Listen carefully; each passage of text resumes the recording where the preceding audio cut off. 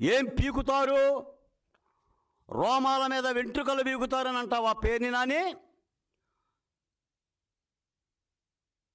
ఒక లంబు, ఒక జంబు. లంబు తప్పు మాట్లాడితే చెంపలు పగలగొట్టకుండా తిప్పుకోండి. 10 కేసులు పెడతారా, 20 కేసులు పెడతారా, పోలీస్ స్టేషన్ చుట్టూ తిప్పుతారా, దేశ నాయకుడు అవుతాడని మాట్లాడతారా? ఇదే మీరు రాజకీయాల్లో నేర్చుకున్న విద్య? అమర్రాదు, 2004 ముందు నీ పరిస్థితి ఏంటి? గాజువాక ప్రాంతంలో నువ్వు తెలుగుదేశం పార్టీ కార్పొరేటర్గా పోటీ చేయలేదా? మీ అమ్మగారు 2004లో నాగమణి గారు తెలుగుదేశం పార్టీ ఎమ్మెల్యేగా పోటీ చేయలేదా?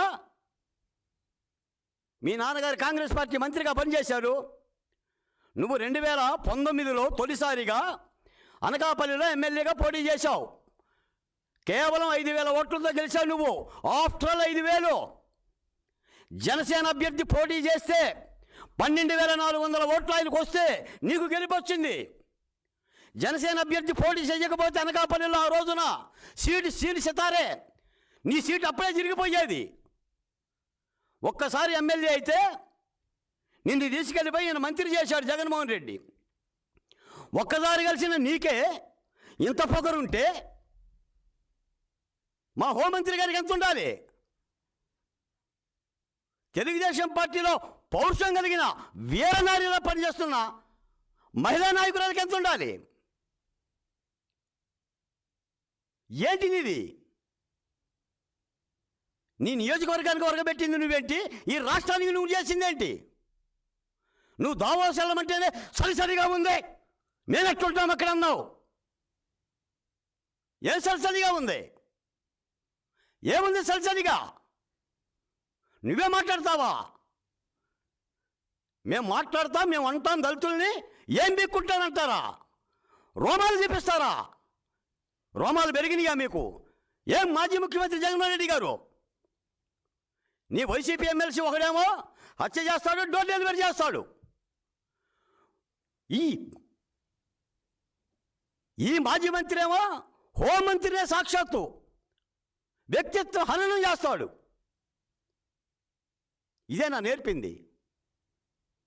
నాటి 5 ఏళ్లలో మీ పరిపాలనలో ఎంతమంది మహిళలను అన్నం చేశారు? ఎన్ని ఆత్మహత్యలు జరిగినాయి?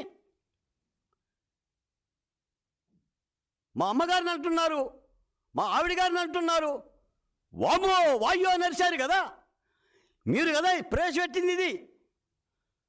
ఆఖరికి సోషల్ మీడియాలో రాజకీయాల్లోకి వచ్చిన మహిళలను కానీ ఈ శీలహనన జరగకూడదు, వ్యక్తిత్వహనన జరగకూడదని లోకేష్ గారు తన పార్టీ కార్యకర్తని జగన్మోహన్ రెడ్డి గారి భార్య భారతీరెడ్డి గారిని అన్నారని కష్టపడి పనిచేసిన కిరణ్ అనే కార్యకర్తని కేసు పెట్టి జైలు పంపించి శిక్షించి ఓ కొత్త సాంప్రదాయాన్ని ప్రవేశపెట్టాడు.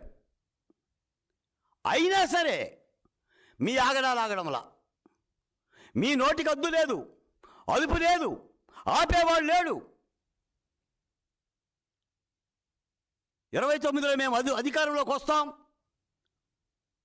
నిన్న మొన్న కూడా అంటున్నారు జగన్మోహన్ రెడ్డి గారు, మీరు ఇత్తే చెట్టు అవుతుంది. రేపు మేము అధికారంలోకి రాగానే మా కార్యకర్తలు ఏం చేస్తారో నాకు తెలియదు. అప్పుడు నేను ఆపలేను. ఏం ఆపలేవు? 2024 ముందు కూడా ఇవేగా చెప్పింది. సిద్ధం సభలో ఏం చెప్పారు సార్?